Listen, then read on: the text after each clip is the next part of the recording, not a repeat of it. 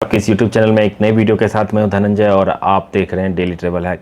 दोस्तों, कल शाम 7 बजे उड़ीसा के बालेश्वर डिस्ट्रिक्ट में एक भयंकर ट्रेन दुर्घटनाग्रस्त हुई है, जिसमें अब तक करीब 250 से ज़्यादा लोगों की जान चली गई है। लगभग 1200 से ज़्यादा लोग घायल हैं। इसका अभी ऑफिशियल फिगर आना बाकी है, लेकिन अंदाज़ा लगाया जा रहा है कि ये जो आप कैजुअल्टी देख रहे हैं इसकी संख्या बढ़ने वाली है, क्योंकि आप इस तस्वीर से अंदाज़ा लगा सकते हो ये ट्रेन इतनी ज़ोर से दुर्घटनाग्रस्त हुई है और इसमें 3 ट्रेन इन्वॉल्व है। अब आप ये समझने की कोशिश कीजिए कि आखिर ये ट्रेन दुर्घटनाग्रस्त हुआ कैसे। इसमें मानवीय भूल है या सिस्टम फेल्योर हो गया, या अब इसका जिम्मेदार कौन, इसकी जिम्मेदारी लेगा कौन। आप समझ सकते हो ये इतना बड़ा दुर्घटना होने के कारण जो इतने सारे लोगों की जान गई है उसके जिम्मेदार कौन होंगे। मैं आपको बता दूं, 12841 शालीमार चेन्नई एक्सप्रेस, जो कि शालीमार से आके चेन्नई की ओर जा रही थी, और दूसरी ट्रेन हमारी Bangalore SMBT sir M Visvesvaraya terminal से निकल के हावड़ा की ओर जा रही थी। दोनों पैसेंजर ट्रेन है, फुल्ली पैक्ड रहती है। इसमें जो लोग रहते हैं स्लीपर कोचेज में, इसकी अगर हालत देखोगे तो आप अगर 72 सीट है तो लगभग 150 से ज़्यादा लोग रहते हैं स्लीपर कोच में, क्योंकि वेटिंग वाले रहते हैं, और ये फुल्ली पैक्ड ही जाता है। कोरोमंडल एक्सप्रेस शालीमार चेन्नई कोरोमंडल एक्सप्रेस अपने फुल मैक्सिमम परमिसेबल स्पीड पे 130 kmph पे आ रही थी। उससे पहले क्या हो गया था, जो हमारी SMBT बेंगलोर हावड़ा वाली जो ट्रेन है वो चल के जा रही थी और उसके 3 डब्बे पटरी से उतर गए थे और वो दूसरे ट्रैक को ऑब्स्टेकल कर रहे थे, और इसी दौरान एक मालगाड़ी उधर से गुजर रही थी, तो उस मालगाड़ी को रोक दिया गया था ताकि मालगाड़ी पैसेंजर ट्रेन से ना टकरा जाए। और उस दौरान हुआ क्या, अब मालगाड़ी रुकी है तो वो ब्लॉक सेक्शन, मैंने आपको पहले भी समझाया था, वो पूरा ब्लॉक हो गया और पीछे से कोरोमंडल एक्सप्रेस अपने फुल स्पीड से आ रही है। और ऐसा कहा जा रहा है कि सिग्नल रेड होने की बजाय सिस्टम फेल्योर हो गया। सिग्नल फेल्योर होने की वजह से लोको पायलट, उसके जो क्रू थे, असिस्टेंट लोको पायलट, उनको पता ही नहीं चला कि आगे ट्रैक पे एक मालगाड़ी है, क्योंकि ट्रेन जब 130 के स्पीड से चलती है तो आप अंदाज़ा लगा लो, ट्रेन अगर आप रोकने की इमरजेंसी ब्रेक भी लगाने की कोशिश करोगे तो कम से कम 1 किलोमीटर, कम से कम 800 से 1 किलोमीटर डिस्टेंस लेती है ट्रेन रुकने में।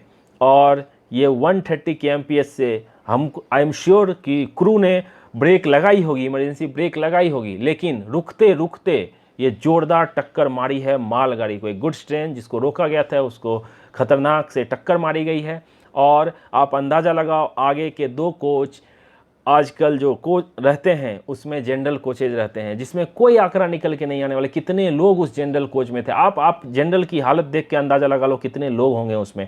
और इसके 17 डब्बे बेपटरी हो गए कोरोमंडल एक्सप्रेस के, और 7 डब्बे की बहुत बुरी हालत है एक कोच में, अंदाज़ा लगा लो। और मैं तो सोच नहीं पा रहा हूँ कि हम इस दुख की घड़ी में हमारी संवेदनाएं उस परिवार के साथ है जिनके परिवार के लोगों की जान चली गई है, घायल हैं। जो घायल हैं मैं उनके स्पीडी रिकवरी की कामना करता हूं, जल्दी से रिकवर हो जाए। इस पर जो भी अपडेट आती रहेगी मैं आपको बताता रहूँगा।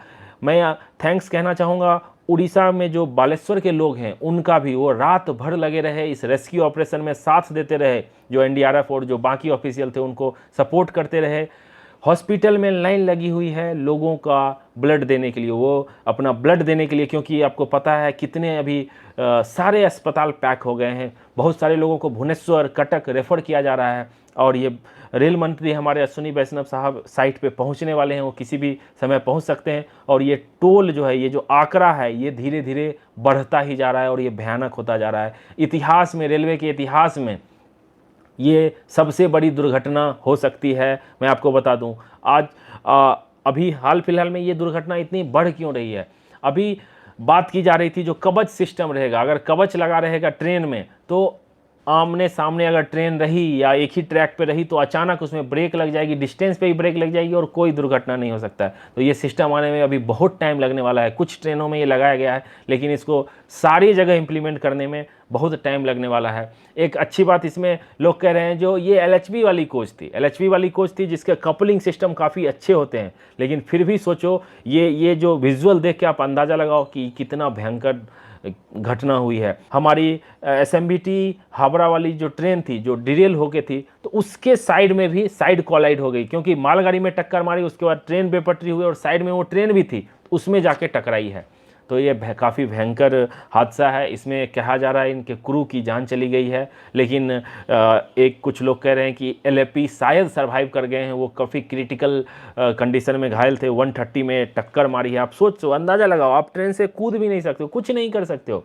इसमें क्रू की जान गई है। इसमें रेलवे की लापरवाही मैं कह सकता हूँ, सिस्टम फेल्योर या जो भी हो, इसमें उच्च स्तरीय जांच बैठेगी।